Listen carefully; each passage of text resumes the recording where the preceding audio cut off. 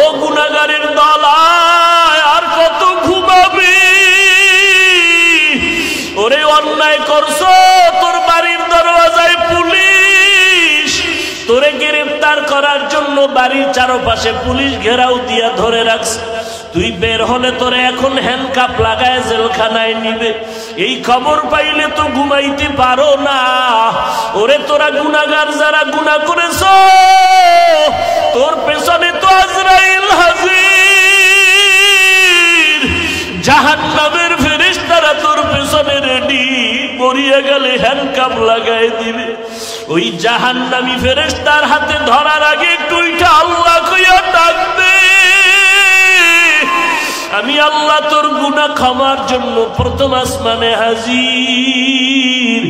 আমি আল্লাহ বড় আদর করে তোরে বানাইছি। নিজের গুনার কথা স্মরণ করে একটু চোখের পানি ছেড়ে কান্না করো। আমি আল্লাহ ফজর, যোহর, আসর, মাগরিব, এশায় আসি না। আমি আল্লাহ তোর গুনাহ ক্ষমার জন্য ভোর রাত্রে প্রথম আসমানে আসিয়া তোরে ডাকতে থাকি। ওরে গুনাহ যদি মাফ করাইতেই চাও তো ঘুমাইতে পারবা না রে বাবা। আল্লাহ বড় বড় বড় বড় গুনাহগারকেও তো মাফ করে দিয়েছেন। এক আল্লাহর বান্দা এমন কোন গুনাহ নাই যে গুনাহ করে নাই। গুনাহ করতে করতে করতে করতে জীবনটা নষ্ট করে ফেললো। মরণের আগে বুড়া হইয়া হঠাৎ করে অন্তরে ভয় আসলো, এই গুনাহ নিয়ে কবরে গেলে আমার কবরে উপায় নাই, মরিয়া গেলে আমার সন্তানের মানুষেরা ধিক্কার জানাইবে, খারাপ বলবে। আমি এখন একটু ভালো হওয়ার কোন রাস্তা আছে কিনা? আল্লাহর বান্দা একজন আলেম ইমাম সাহেবের কাছে চলে গেল। ইমাম সাহেব, হুজুর একটু পরামর্শ দেন, এই গুনাহ থেকে ভালো কেমনে হব? বলে, আমার আল্লাহ ভোর রাত্রে প্রথম আসমানে আসেন। ওই সময় লাইনটা বড় ক্লিয়ার থাকে, ওই সময় ঘরের মানুষও ঘুমায়, আসমান ঠান্ডা, জমিন ঠান্ডা, গাছের পশু পাখিরাও ঘুমায়, জঙ্গলের প্রাণীরাও ঘুমায়, নদীর মাছগুলো ঘুমায় থাকে। ওই সময় যারা মাওলাকে চাও, আমার মাওলা তখন হাজির হয়ে যায়। তুমি ভোর রাত্রে একটু ওযু বানাইয়া যায় নামাজ বিছায় আমার মাওলারে সিজদা দিয়া তওবা করে কাঁদবা, আমার মাওলা তোমার গুনাহ মাফ করিয়া দিবে।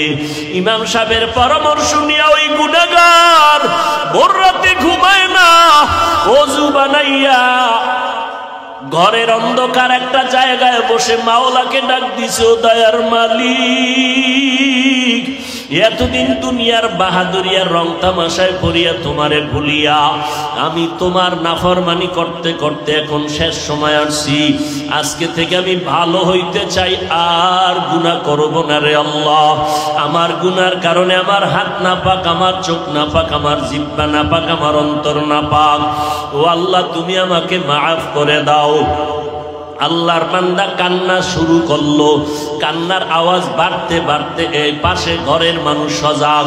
হঠাৎ করে একটা গায়েবী আওয়াজ আসলো, ও বুড়া আর কাঁদিস না, তোর কাঁদলে কোনো লাভ হবে না, তোর নামটা জাহান্নামীদের খাতায় লেখা হয়ে গেছে।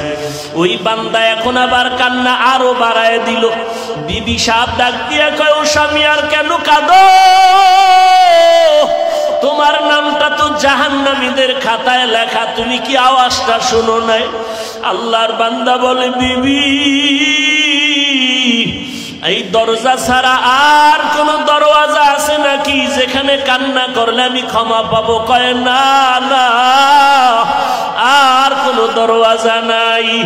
আল্লাহর বান্দা বলে, তো আমার আল্লাহ আমারে মাফ না করলেও আমি আর কান্না বন্ধ করব না, এই দরজা ছাড়বো না, আমার জাহান্নামেও যদি যাওয়া লাগে আমি এই দরজা ছাড়বো না, আমার মাওলার দরজা আমি কান্না করে করে মরিয়া যাব। এই কথা বলিয়া যখন আবার কান্না শুরু, বিনয়ের সাথে কাঁদে আর বলে, মালিক, সন্তান হাজারবার অন্যায় করিয়া চোখের পানি ছাড়লে মা বাবার দয়া না হইয়া পারে না, ছাত্র হাজারবার অন্যায় করিয়া ওস্তাদের সামনে চোখের পানি ছাড়লে ওস্তাদের দয়া না হয়ে পারে না। ও আল্লাহ, ওই মা বাবা ওস্তাদের থেকে কি তোমার দয়া কম? তোমার মায়া তো আরো 1000 গুণ বেশি। তুমি আমারে কেন ফিরাইয়া দিবা? যদি আমারে মাফ না করো, রহমান নামটা কেন রাখছো? গফফার নামটা কেন রাখছো?